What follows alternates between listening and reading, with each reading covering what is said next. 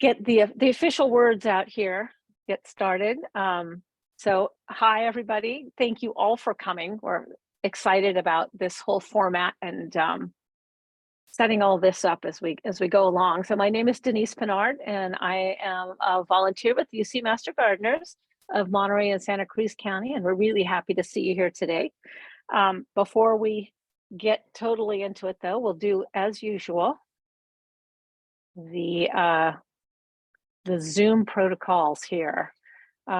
So we are going to ask you to keep your microphone muted for the time being, and normally we ask you to leave your video off, but since it's such a small group and we really want to encourage everybody to feel a part of it, actually we aren't necessarily asking you to keep your video off. So go ahead and put your video on if you want. Don't have to. No rules on that one.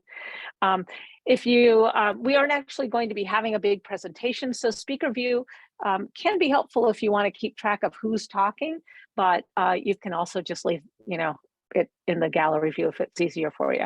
We'll still be using the chat for any questions. We've got a couple ahead of time, so we might start with a couple of those, but feel free at any time as we're going along to go ahead and put your questions in the chat, and then we will take a look at them and make sure that Bridget and Harry are seeing them so they can get to answering them.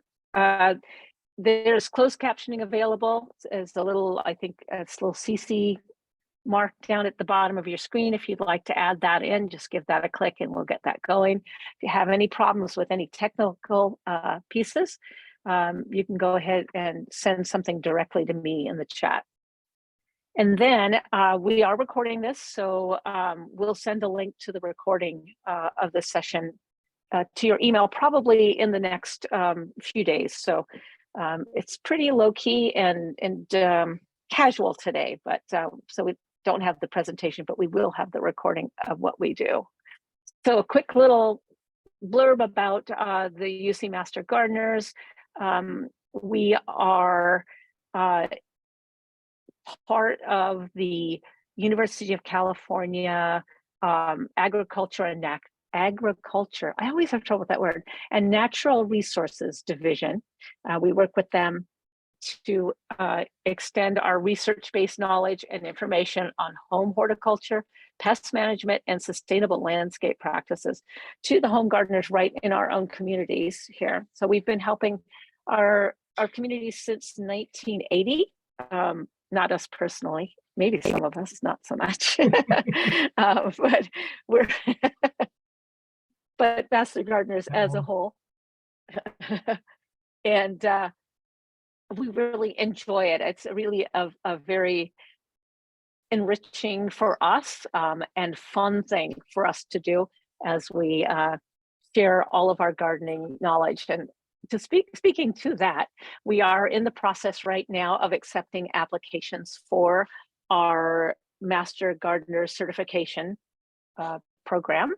And if anyone is even vaguely interested, I suggest that you join us on the 24th of August, which is next Thursday, at this very same time, I believe, for an information session about becoming a Master Gardener.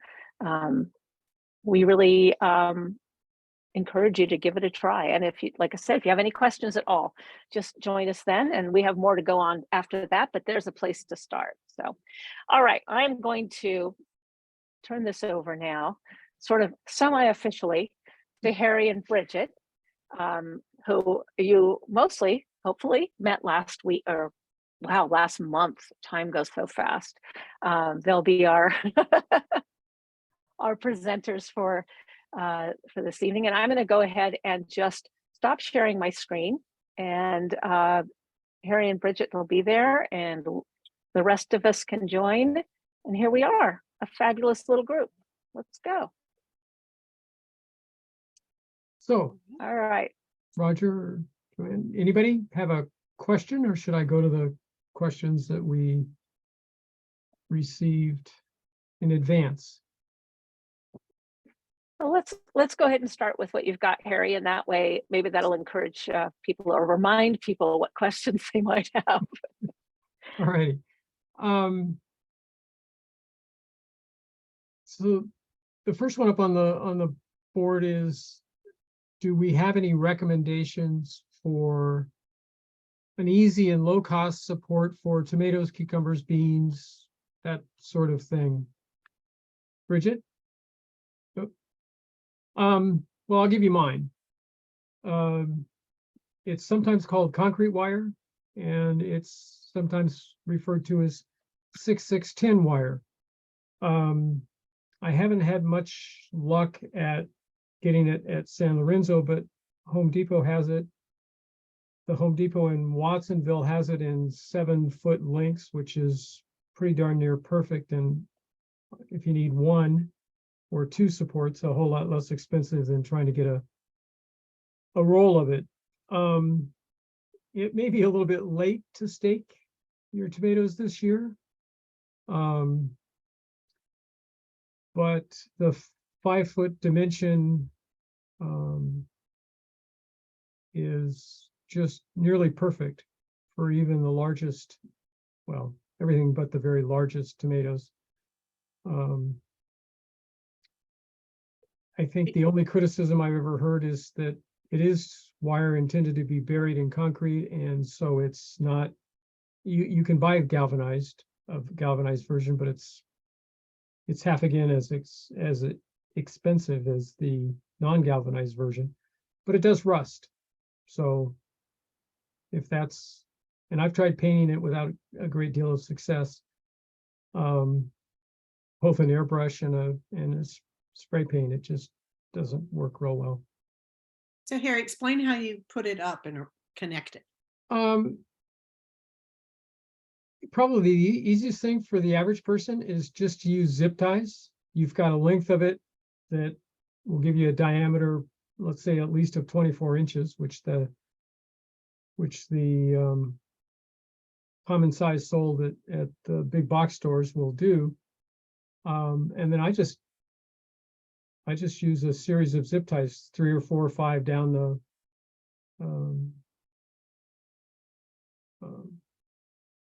the joint, and those zip ties will last usually 3, 4, 5 years. They every once in a while one will break, but generally when you're putting it on or taking it off, it isn't something the tomato itself usually does. And I've got some others that I've acquired over the years, but you're probably looking at, well, even with inflation these days, $20 for a support that will truly support a large tomato, because I think most of the things you see at even the good nurseries are not going to hold up a full-size indeterminate tomato. They're just not. Half of it's going to end up on the ground. So, You have another idea, Bridget? I think that's a fantastic suggestion, but I do have 2 other ideas, and unfortunately I have not priced these supplies lately because I bought mine many years ago and I reuse them every season.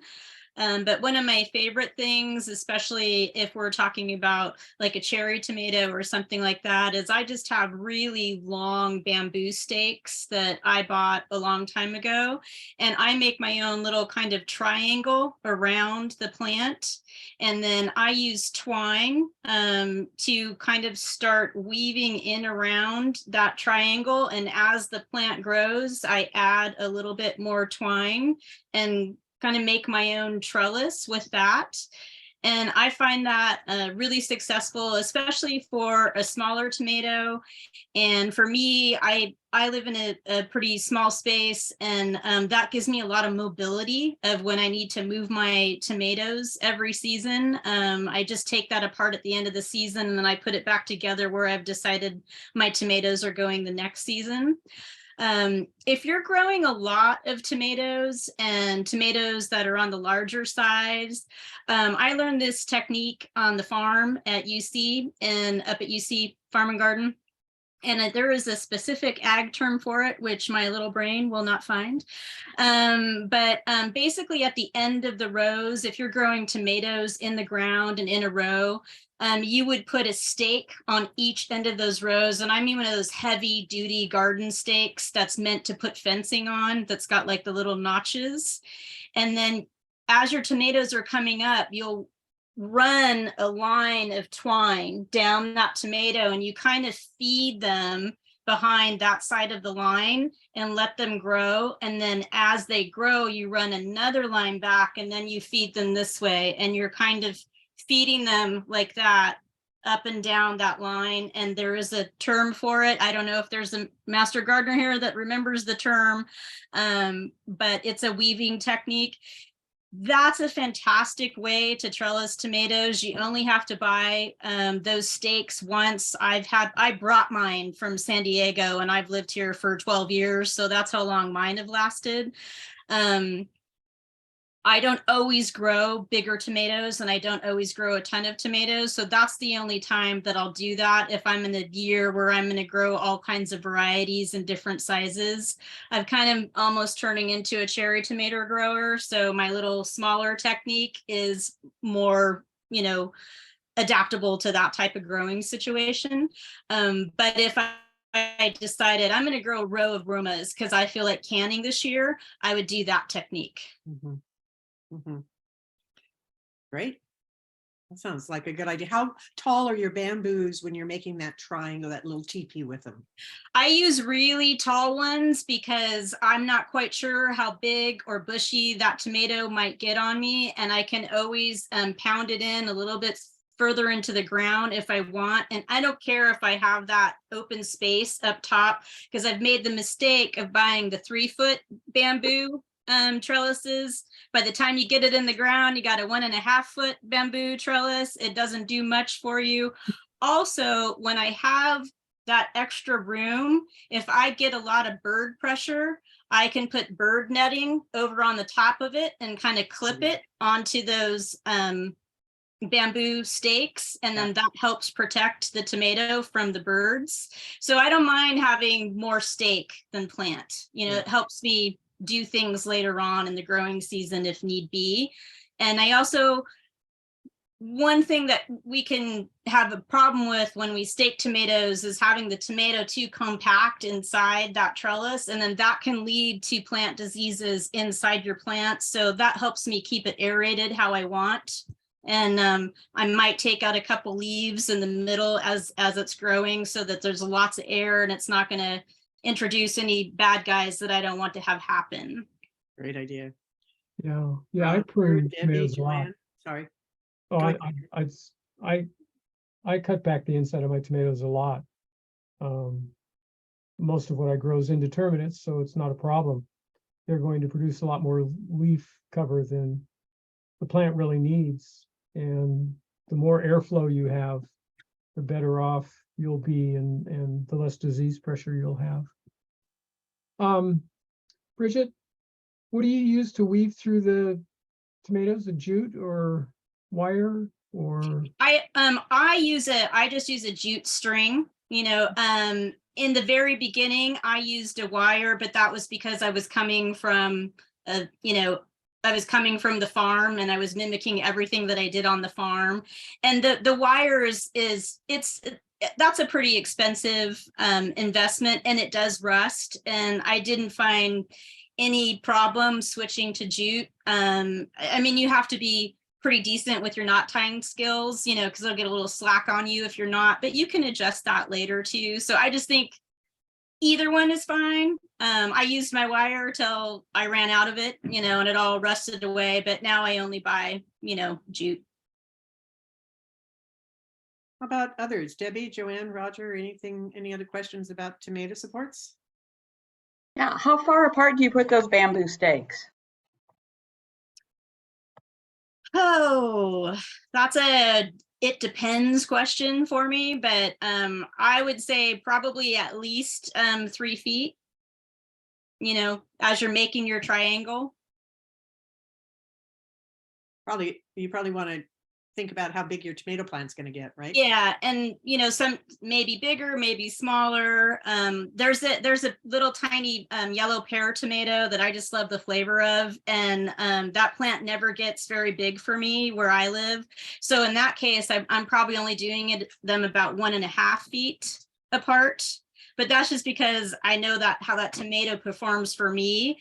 And I have friends that grow that tomato and they would need the 3 feet apart. So that's just my experience of where I live with my son and how big my tomato gets. So, next questions. What else did you get? Now we're going to move off into the world of squash. Some of the blossoms this year developed into tiny pumpkins or squash that quickly rotted from the bottom and dropped off the plant.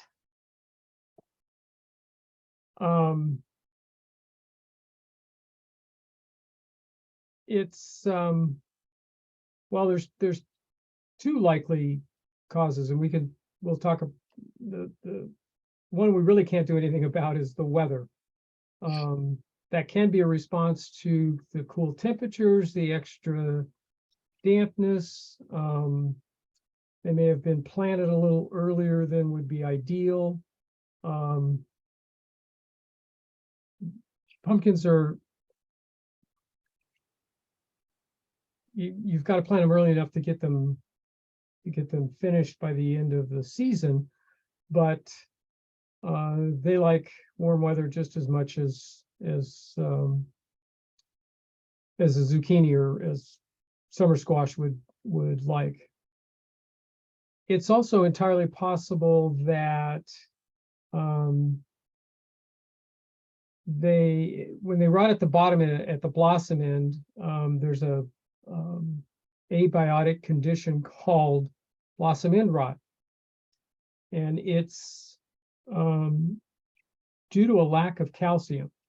Now, it's not necessarily a lack of calcium in your soil. It can be inconsistent watering.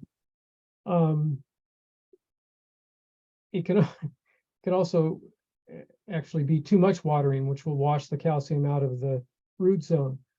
And there's not much you can do about, when we have a year like we've had, there's not too much you can do about having too much water in your soil other than waiting to plant the vegetable. But the other side of the flip side of that is the inconsistent watering. You don't want the soil to be soggy, but when that top inch or so of the soil is dry, you need to think about watering the plant. If the blossom is forming into a fruit and the plant is thirsty, you will get blossom end rot. The calcium's there, but it can't get to where it needs to be in the plant because it can't. Calcium requires the water for uptake. That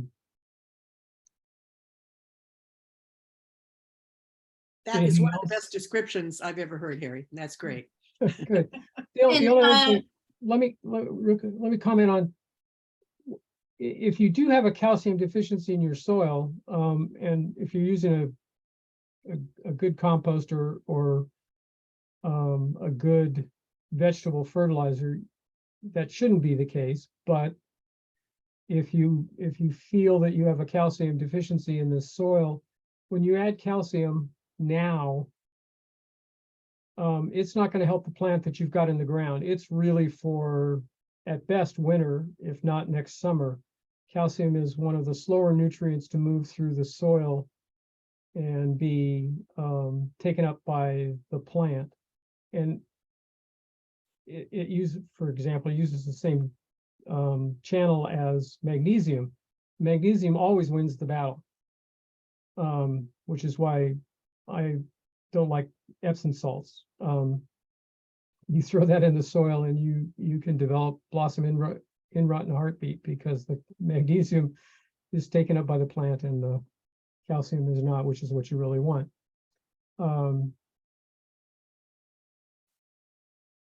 It's, I don't, do we want to go into foliar sprays? That I just wanted earlier, I wanted to make sure you made that comment about the additive being better for the next season of calcium in the soil.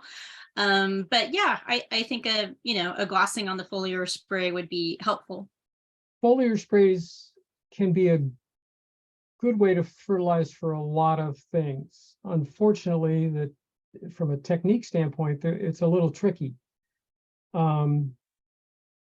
You want to do it in the morning when the plant is respirating. You want to do it on the underside of the leaf because there's more, I'll call them pores, stolons. There's more places for the plant to uptake from the uptake moisture of any kind on the bottom of the leaf than there is on the top. And again, it has to be respirating. It has to be a good temperature. If it's too cool or too hot and the plant isn't respirating, then it doesn't matter how much you spray on that plant. So if you want to get out there at 9 in the morning before, and we don't suffer from heat too much, but if you live up in the foothills or Scotts Valley in the middle of the summer, by 10 or 11, it's probably too warm and that plant's shut down. So you need to be out there when it's still cool enough to respirate, and you spray whatever it is you're going to spray, in this case calcium, and you can have an impact on the plant with that foliar spray in the current season, obviously because you're putting it directly on the plant. More on the bottom than the top, but it works. And I just have to make a plug for my favorite garden trick in the entire world, which is compost tea. So I find compost tea is just a superhero in the garden and has magical properties and somehow can be a solution to many things that you're dealing with. And if you've done a decent job, I'll say filtering it. I've known any number of people who have used compost tea as that foliar spray, and they'll go right after their plants with just a regular little spray bottle and a quart of compost tea that doesn't have a lot of particulate matter in it, but and it works wonders. Bridget, give them your recipe for Bridget for compost tea, because I was surprised when I last heard it from you how simple it is in the way that you make it. So the way that I make it is pretty simple. As Trink was saying, I have a black 5-gallon bucket that I got from Home Depot or one of those places. I obviously am a vermicomposter, so I have the worm compost at home. I mean, there are some reliable sources. You can buy it bagged from some of our nurseries that a lovely worm compost inside those bags if you don't want to do your own vermicomposting. I just happen to, because it's like I said, one of my favorite garden things in the world. And from that, I will just take a couple handfuls of my sifted vermicompost and put that at the bottom of my 5-gallon bucket, along typically with a tablespoon of molasses. That helps get the micro activity cooking, so to speak. I'm sure there's a better word, but helps all of the microbial activity to get going, the sugars in that water. And then I just fill the 5-gallon bucket. Yay, a little synapsis happened. Almost to the top of the bucket. And if you want, you can just be done with that. And in 48 hours, your compost tea is ready to go. I purchased a little $10 bubbler from the pet store that's meant, to put in your aquarium. That means I have compost tea by the next day. It's not necessary to add that oxygen. You can also stir it and oxygenate it yourself. But that's probably the one gadgety thing that I like. I like my little bubbler. And then when it comes time to use it, I just have a paint strainer, and I put that over the top of my foliar spray, my gallon foliar spray. I put it over the top, and then I take like kind of little what am I trying to say? A watering can full of the compost tea, and I spray it, I pour it over that filter, and then that keeps, if there's any happens to be any chunks left, that gets caught by the paint liner instead of going into my sprayer. Because if it went into my sprayer, then it could clog my sprayer, and that could lead to some issues. So, and then once it's in my sprayer, it's just pump, pump, pump, and spray. Okay. The next question we got also on blossoms, squash and tomatoes, so it can also happen to the pumpkins. Some of the blossoms turn brown and dried up before fully developing. Bridget, you want to? Well, I mean, I think in some ways we've probably covered a lot of why that's already happening with the answer to our pumpkin and squash. We're going back to issues of making sure that you've planted at the right time, that the soil, Trink was saying earlier, I think is also something to keep in mind. Normally in Santa Cruz, I tell gardeners it's safe to get everything in by May 15th, and not to rush. I know we're all dying, but not to rush in March or April, just depending on where you live. Some places that's going to work, but for a lot of Santa Cruz counties, you kind of want to wait till that May 1st to 15th zone. This year, that might have been June 15th, because we just had that crazy rain year. And along with that, we had that fog bank that made me feel I moved back to Washington State. So, which, have you been to the Olympics recently, Harry? My favorite place. Couple of years. Couple years. Okay. But so it was just wet. It was wet, wet, wet. I had fog here where I live so thick that you walk out and felt like it was raining. It was so thick. So Trink was pointing out earlier, that she felt like she waited long enough to put her plants into the soil. But once the roots reached where that soil is still super saturated, then kind of all bets are off. And, I understand trying, I think that most of us tried this year, but I think it was we'll see what happens. And I think it was a really hard year for a novice gardener. And it was a really hard year for someone who doesn't have a lot of experience gardening yet, to give it a go, because it was challenging for us, for people that have taken a special course so that we can be volunteers in the community. And most of us have been gardening for a long time. Most of us have come from gardening families. We've got a lot of collective knowledge. It was hard for us. So, I know we've got some new gardeners here. So if it was kind of a rough year, please don't beat yourself up. It was a really weird year. And it may not be over. Yeah. It's been in the high 80s, low 90s in Seattle this last week. Oh yeah, my family is They would appreciate some fog right now, I think. They're not cut out for it. They can't do it. No. Okay, the last question I've got on here is an interesting one. This person planted seeds from a yellow zucchini, for a yellow zucchini from a seed packet. Now we assume a commercial seed packet. One of the plants that they got, which is super vigorous, producing lots of small white ball-shaped pumpkins, appears to be and a pumpkin would be a winter squash. And they taste kind of like a butternut squash. I think the simple answer to that is that they got a random seed in their seed packet. And in our earlier discussion, we came up with the idea that you should contact the seed company and let them know what happened with a picture of the plant and a picture of the seed packet. And they very likely will replace it for you, even though you may be happy with the outcome.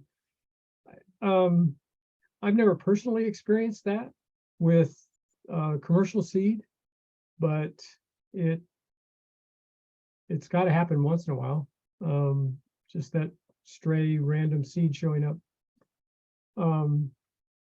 And just one quick little comment, just because they mentioned winter squash. Let's make sure that everybody understands that a winter squash is still grown in the summer. It's a matter of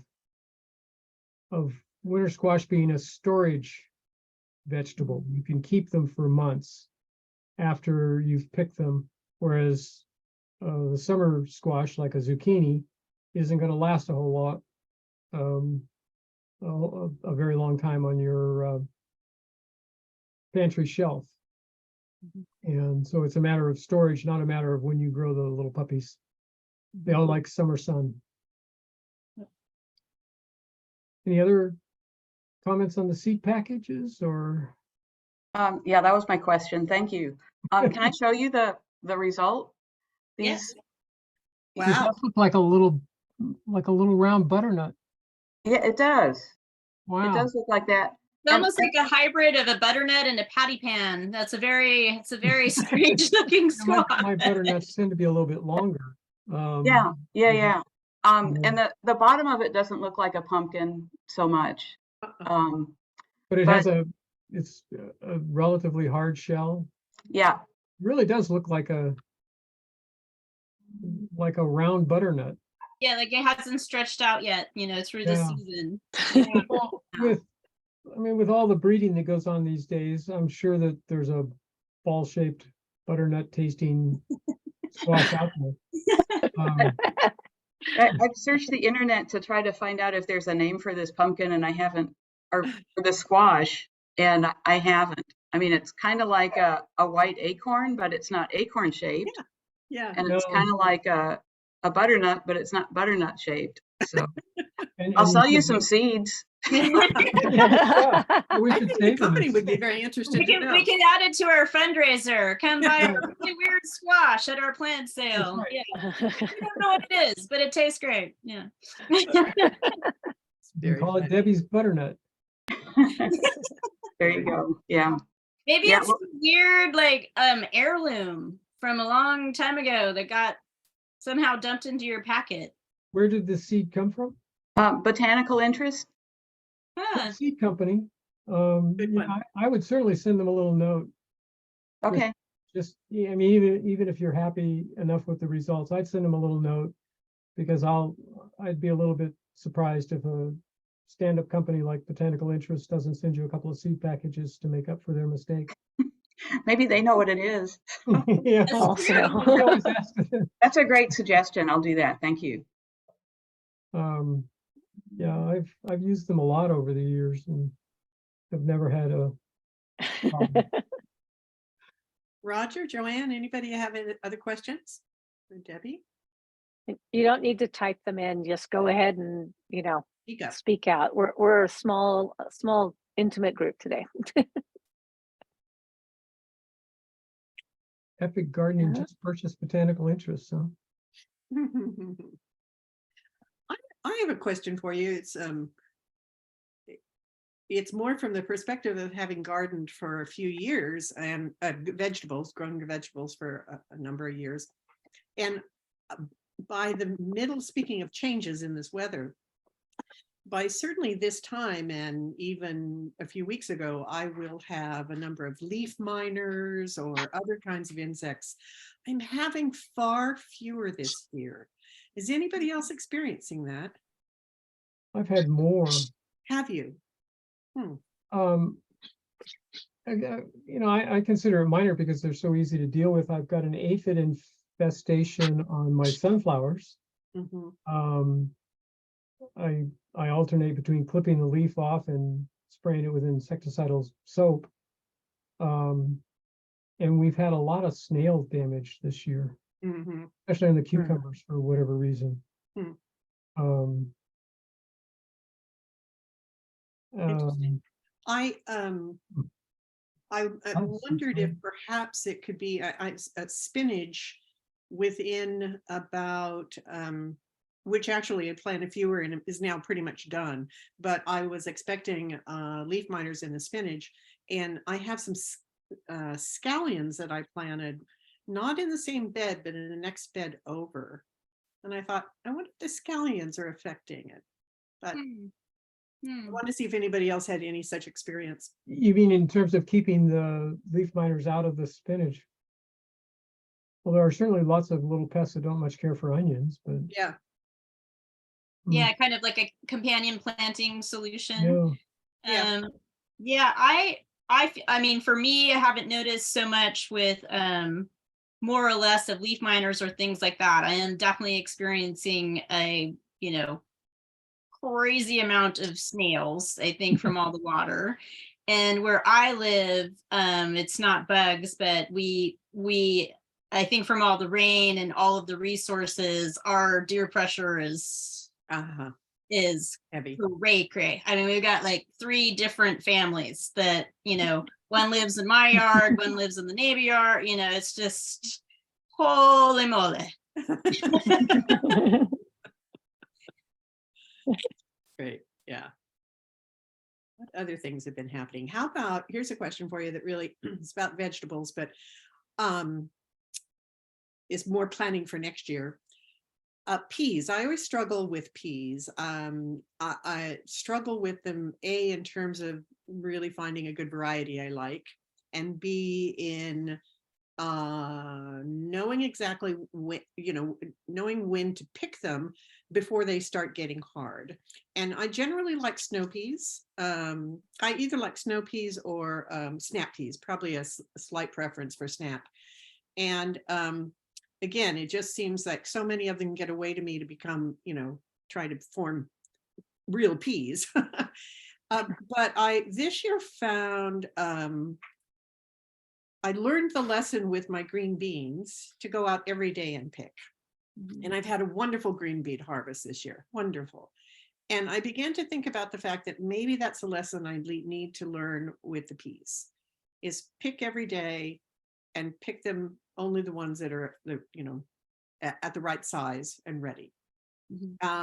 So question, what is your experience with peas, and is there a variety you particularly like?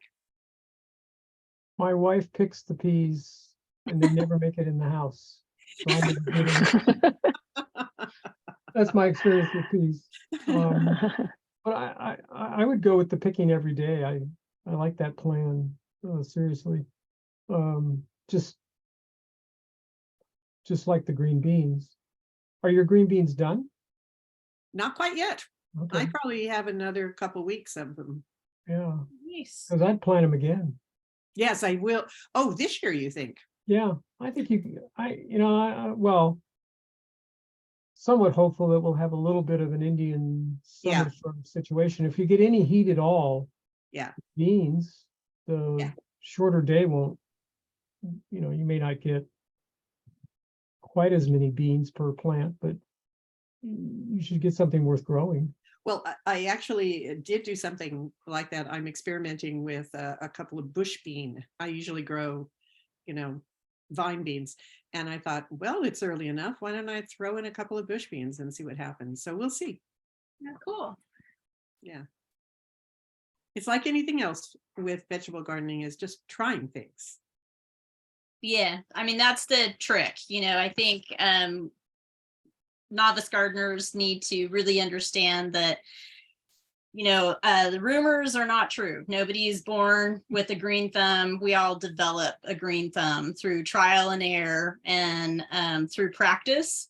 And if you show me someone who's a really good gardener, someone that I want to learn from and I want to stand next to in the garden, that person has made a bazillion mistakes, and that's why they're a really good gardener. That's how we learn, trial and error. I like, mostly from propagation, not so much from growing vegetables in the garden, but I am absolutely convinced I've killed way more plants than all the rest of you combined. It's just Yeah. an occupational hazard. And if you're not killing them, you're not trying hard enough. So So I But miss, Joanne, it's so good to see you, Joanne. I say I missed the entire spring planting season because we had a lot of water. We didn't have flooding. We had water that just went through the property and left a layer of silt. So I was cleaning mud through most of the gardening season. But now, what is anybody planting now? What and when do you all put in for like the second round of gardening? I go back to the bush beans or pole beans. I'd probably go with bush beans because the maturity is probably 15 days shorter as for Good pole point. beans, maybe even 30. Yeah, not 30, 15. And again, if it doesn't get cold early, even squash will work.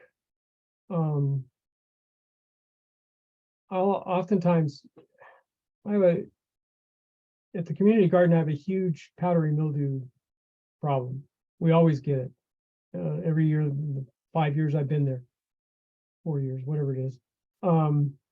And so pulling up the squash when the powdery mildew is taken over and the plant's starting to decline and putting in a new plant, I can pick them in late October or even into early November if it doesn't get cold. If it gets cold, they just stop growing. And I would also suggest that you might take some time to get ready for a fall planting. Like if your soil took a real beating, as you said, not full flooding, but a lot of silt, I might take some time to add a lot of compost to my soil and work that into whatever you plan on growing in, whether that's directly into the soil or garden boxes, or whether you grow in grow bags or pots. Just maybe take the next few weeks to really amend that situation that happened over the winter. And then maybe in September, do some typical fall planting. And as we're all kind of keeping our fingers crossed, maybe we'll get a really warm fall and you'll have a nice season of fall vegetables. But I would maybe put on hold the planting of something right away and amend my soil first. Okay. Could you talk a little bit about cover crops, what you favor using and when you put it in, and at what point do you just cut it and stir it under? Or do you cut the plants and take them out and compost them separately? I've seen it done multiple ways. Well, one thing I will plug is there's someone on this video call, Debbie. Wave your hand, please. Debbie and I are going to be teaching a soils class coming up in the fall. We're getting together next week to pick the date, and that will be a perfect class to come and really learn in depth about cover cropping and when and how and what type works best for your soil. But a quick overview, I typically like a mixed cover crop because it gives you all of the things that you're looking for. And our nurseries have really good, mixed bags that you can go and get that's already set up for you, that's got a little bit of veg, a little bit of peas, a little bit of everything in there that you want in your cover crop. Cutting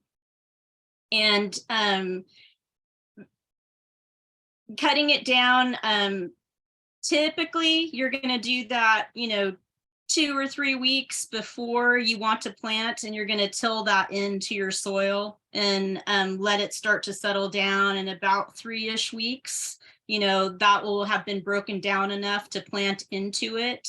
I come from a school that the head farmer at UCSC, she had a joke that I really liked, and it was about cover cropping, and it stuck in my brain forever. But she said that Mother Nature doesn't like to expose her panties. And what that means is we never want bare soil. So my husband and I travel a lot, and sometimes he's a teacher and I'm just a, I'm a hustler worker. I don't work full time. I work here and there. So sometimes we'll be backpacking for an entire summer. So in that situation, I know I'm not going to grow veg, but my garden is under cover crop the entire time that we're gone, so that it's never just bare soil that's eroding away while I'm gone. And I'll keep my gardens in cover crop all the time unless I'm growing plants in them. I don't always cover crop just to get it ready for the next season. There's other reasons to cover crop. And you could also do it, you could do that protection factor that I'm talking about. You could also do that by mulching. There's other ways to do that, but I think that for me, the best way is cover cropping because you get so many benefits from that. Okay, thank you. Sure. Roger, are you still on the call? Do you have any questions for us, or have we answered yours already? And I'm sorry, I'm the least techie person here, so if it was in the chat, hopefully someone alerted us to it, because I don't even remember to look at it. So it's amazing I can get on these phone calls by myself.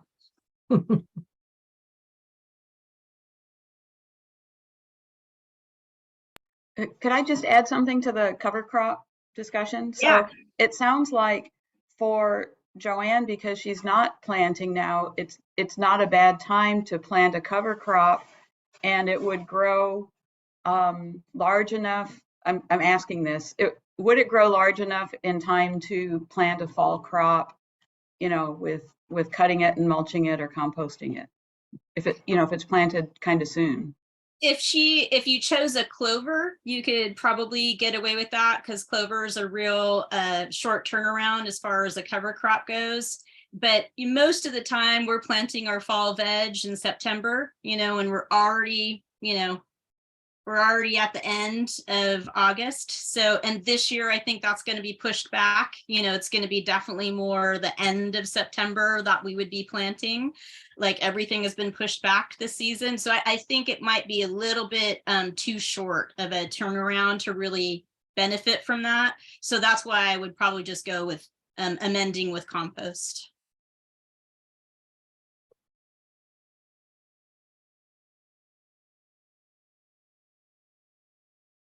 It's very interesting to be at this point in a year when you think, you're about a month behind.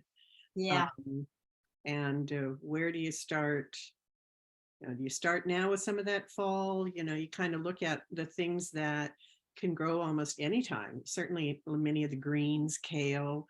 I mean, I intend to start, well, of course it is almost September, but I intend to start my cauliflower a little earlier, my, what am I thinking of? Cabbage, all kinds of root things. crops, yeah. Yeah. Brussels sprouts. Yeah. Things like that. Good. So I had a success and a failure that I've not usually had. I'm one of those people, and there must be more than just me, who cannot grow zucchini. And this year I grew zucchini and I'm so excited. But I've never given one away, I don't think. No, maybe not. Anyway, but we usually have really good luck with tomatillos. Has anyone else done them or tried to do them this year? I've got one plant that might still be alive. The other one we just had to pull out, and we never could find any more than those two plants. That they didn't have in the nurseries or anything. So any thoughts on that? Any help? I do not have enough sun for tomatillos. Coming from San Diego, I tried the first couple years that I got here, and I would get maybe 2 on a plant, and coming from San Diego, that's pretty disappointing. When in San Diego, you're also running around with your tomatillos along with your zucchini, I think, as Joy probably knows. So so I gave up. I don't have the right conditions. Yeah. Why do you didn't get zucchini? You live in the mountains, right? Did you not have enough sun? Okay. Do you think that we have a lot of sun. Oh, It's okay. really, it's really warm. We're up right on a ridge, so. You think it was too Um, much moisture for them, or did you narrow it down? I still don't really know. I mean, I was, when we lived in Cupertino, I couldn't grow them either. I don't know. It's always been a thing. Not it, It's like, it's not your it's not your, your plant. It's not your I do something wrong, except for this year. So they've been, I mean, we're still not ready to give them away, but we've been enjoying them. That's So, good. Nice. Well, it could be that problem of water again, it could be that this year Right. so much water that it really was Yeah. different for you. Maybe other years it was too little. Too little, right. Yeah, maybe we're too stingy with the water on that. So anyway, but I think we all that tried, was, a little bit of drought work. Sometimes in the vegetable garden doesn't work so well. I know for me, carrots, I can now grow really nice carrots, but when I first started, they weren't coming out well. And I finally realized the consistent water, Yeah, from the beginning. otherwise they get a little tough and chewy. Yeah. Yeah. Yeah. I had that experience with radishes. I told another master gardener named Elise that. I said, I don't know how to grow radishes. And she just looked at me and said, they teach kids how to garden radishes. And I was like, and I was like, okay. But yes, it's the consistent watering. So now I get my carrots and my fruits. Yeah. Like, awesome. I actually do have a question. I've always wanted to ask someone, why is it that sometimes like cucumbers are misshapen? I don't know if you have the answer to that, but like it gets pollinated and then sometimes it's really bulbous on one end and it looks really strange. I'm wondering, is that like a pollination issue? Is that a watering issue? I guess, and I think that's the only, I never know what the cucumber is going to look like. It's been a good cucumber year. Yeah, I actually had one grow around the support. I have one of those too. Yeah. That's going to take a little bit of looking, I think. I've never thought about it from a pollination standpoint, but so many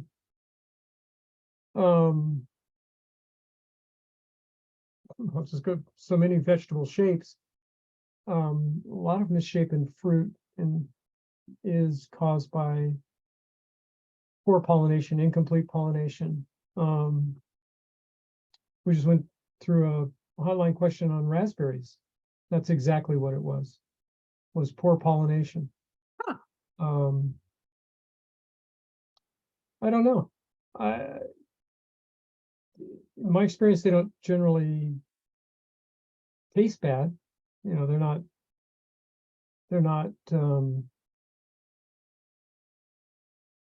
the shape doesn't impact the use. I gave away a couple today though, and you're right. One of them was Perfect.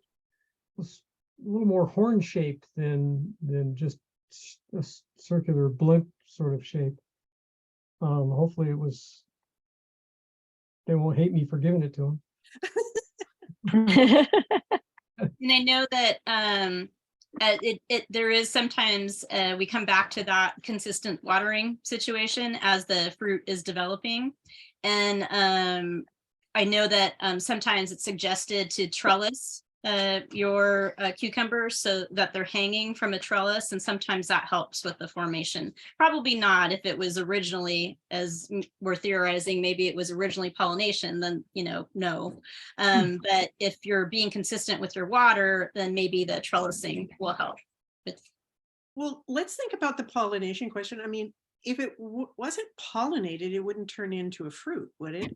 So what would be the It's issue? incomplete. Well, poor pollination. Yeah, poor. Yeah.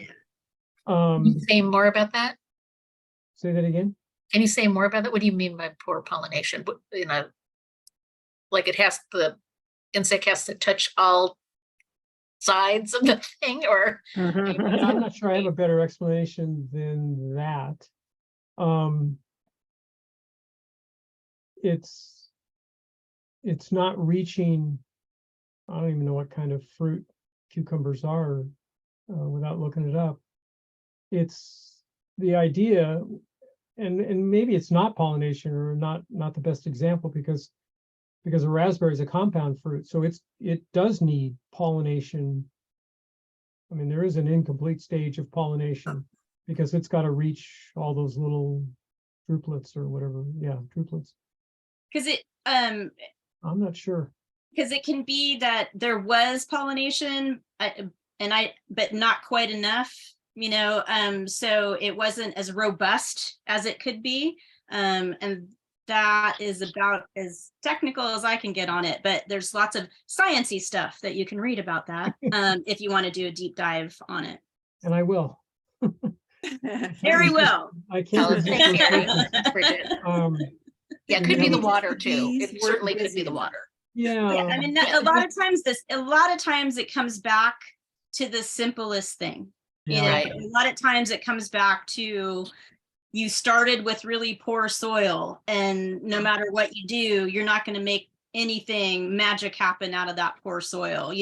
When I talk to new gardeners, sometimes I try to talk them into amending their soil for the first year, not growing anything, or grow a couple of tomatoes on your porch in a pot, but work on your soil and then plant, and then something as simple as like, well, was I really good with my watering? I kind of feel like I was, but maybe I wasn't. I mean, there was a time when I was working and, I was still a single mom. Like I had to journal my watering because I couldn't tell you the next day. Was I out there yesterday? I don't remember, and that helped me. And also the time, I would write down how long I did it and that type of thing. And then I would learn from that, so sometimes I think, especially as we gain a lot of expertise, we look for more complicated issues than what's right in front of our face. Did you have enough sun? Was there too much wind? What happened from the winter? Things like that. Great. Thank you for that. Well done. All good answers. Now ask one we can answer. Okay. All right. Are there any other questions? I can ask Sure. another question. It's about garlic. Are there particular varieties that you found work really well in this climate? Yes, and unfortunately, I don't have them off the top of my head. I have to look those up for you, Debbie, and then I can give them to you when we meet for lunch next week. But I don't have them memorized. I'm sorry, and unless maybe Harry does or one of our other friends does. Oh, But we do have garlic that does pretty well here, because if you imagine, a lot of times it's grown in pretty hot, seriously hot climates. So there is one that does pretty well with our situation. I know it's a hard shelled garlic. Hard neck. Yep. Yeah. Real tough. You could email Charlene and ask her. She is just thinks it's the best garlic ever. She grows at the demo garden. Oh, okay. Yeah. And it's I have no idea what the Variety is. Yeah. but Yeah. only that she is ecstatic about it. Can we get that variety and put it in the follow-up email or something since it's come up? Right. Well, that's a good idea. Yes. Yeah. Then You can then have- everyone will know. Yes. So we're like, who's Charlene? We did have a growing great garlic class. Oh, right. And so if you go through that, I'm sure Pete had, I can't remember, I want to say like chestnut red or something was one, but you can go through and he had a whole slide of them, of several that he recommends for the Central Coast, Santa Cruz area too. I think music is one. Music That's with a K. But that's just me making that. Well, not making it up, but that is one. It may not be Charlene's favorite. So is that the young man that grows in Colorado, I think, and he Yes. and teaches, at UCSC, and he did a big study at UCSC on garlic before he went off.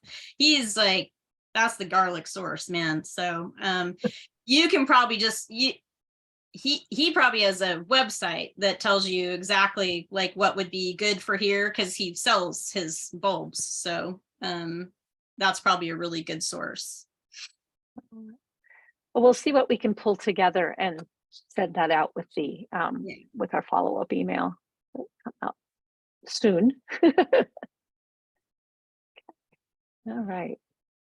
So I want to make sure we've answered every question because we're here ready to do that, but maybe we've reached our limit on that. So I'm going to go ahead, and if you think of something, pop it in the chat. But in the meantime, I'm going to go ahead and share our screen for one more time here and see if we can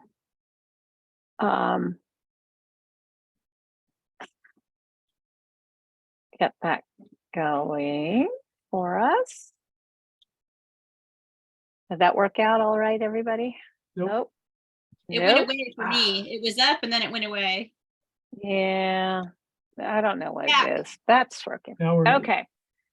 So one of the other things that will come in our follow-up email will be the link here to our evaluation survey. It's the same one as I had you do last time. So if you will just continue to get the information, or your impression, not the information. So go, you can fill it out again, or you can wait until next month. Either way is fine if you'd like to. And we also, and I'm not sure how this will work exactly because this is a 3-month class. We will get you'll get an email survey probably at some point from the California Master Gardeners, and we really appreciate if you can fill that out for us as well, because that really helps them to know that we're offering you valuable information. Oh, there's some of my tomatillos one year, not this year. Nice. It was a much better year. Oops. Anyway, so a couple of things that are coming up. We do have a partnership with a class at UC about growing avocados on the Central Coast. That's just in a few days. And then, as I mentioned earlier, on the 24th, we have our Master Gardener Certification Program information session. It's an opportunity to ask all kinds of questions, from the most basic to the maybe more complicated about how this whole certification goes on. And you'll hear from a couple of Master Gardeners, and we're all very enthusiastic about what we do. It's a lot of fun, and we feel really good about helping our neighbors. A composting class coming up at the Pacific Grove Museum of Natural History comes early September, and a fall gardening class a little bit later on the 19th of September. And then coming up in October is our fall plant sale. Some of these things are not yet up on our at our website, but keep checking back, and we'll get them up. Some of them in the next few days, probably, and others may take a little bit longer. But keep an eye on that as time goes along. And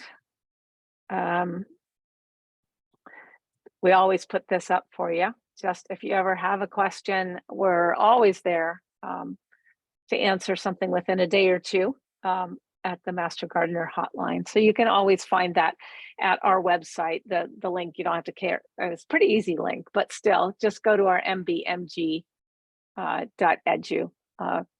site, and you'll be able to find that there. So nice and easy to do that. And we're always, it's what we do. We like to answer your questions. So, all right. Anything else anyone would like to add? Otherwise, we'll kind of wrap things up for today, I think. I would just Thank like you to for joining us, everybody. and thank you, Harry and Bridget, for all your great ideas, and everybody else. Yes, that was great. Nice community effort. Really appreciate Exactly. Thank you. Nothing like Thank gardeners talking about gardening. it. See you at the next Absolutely. one. Yes, thank Yeah, you. that's right. We'll all get together everybody. and talk about gardening again. Thank you all. All right. Bye. Bye-bye. Bye-bye. okay. All right. End.